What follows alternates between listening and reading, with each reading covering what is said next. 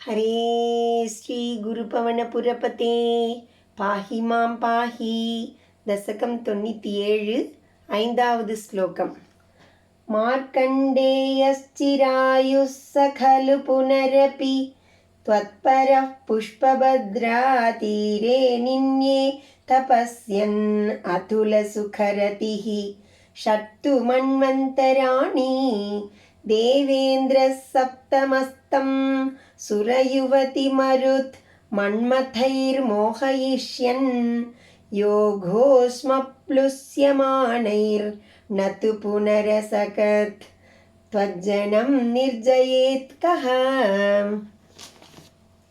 मार्कण्डेयः चिर आयुः सः खलु पुनः अपि त्वत् परः पुष्पभद्रा तीरे निन्ये तपस्यन् अतुल सुखरतिः षट्तु मन्वन्तराणि देव इन्द्रः सप्तमः तं सुर युवति मरुत् मन्मथैः मोहयिष्यन् योग उष्म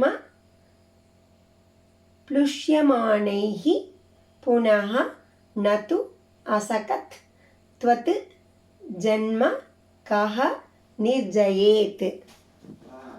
மார்க்கண்டேயः சிர ஆயுஹு மார்க்கண்டேயர் நீண்ட ஆயுள் கொண்டவராக ஆனார்.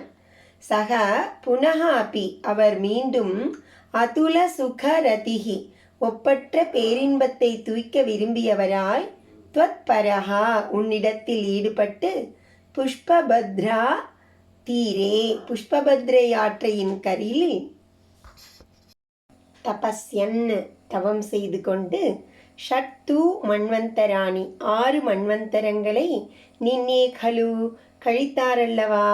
சப்தமஹா தேவ இந்திரஹா 7வது மன்வந்தரத்துக்குரிய தேவேந்திரன் தம் அம்மார்க்கண்டேயரை சுரயுவதி தேவமகளிர் மருத் மலையமாருதம் தென்றல் மன்மதைஹி காமன் ஆகியோரை கொண்டு மோகயிஷ்யன் மயக்க முனைந்து யோக உஷ்ம அவரது யோக சக்தியின் வெப்பத்தால் புளுஷ்யமானைகி வாட்டப்பட்டவர்களான அவர்களை வைத்து புனக அவரை அதற்கு மேல் நது அசகத்து மயக்க முடியாதவன் ஆனான்.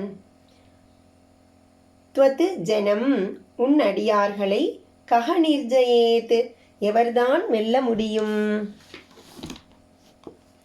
உமது பக்தரான அந்த மார்க்கண்டேயர் நீண்ட ஆயுள் படைத்தவராகி புஷ்பபத்ரா நதிக்கரையில் மீண்டும் தவம் செய்து 6 மன்வந்தர காலம் ஒப்பற்ற பிரம்மானந்த சுகத்தில் ஆழ்ந்திருந்தார். 7வது மன்வந்தரத்தின் அதிபனாகிய தேவேந்திரன் தேவகன்னிகைகள் மன்மதன் தென்றல் காற்று முதலிய உதவி கொண்டு அவரை மயக்க முயன்றும் அவருடைய தவத்தின் கொதிப்பு வேகத்தால் தோல்வியடைந்தான். எவர்தான் உமது பக்தரை வெல்லக்கூடும்?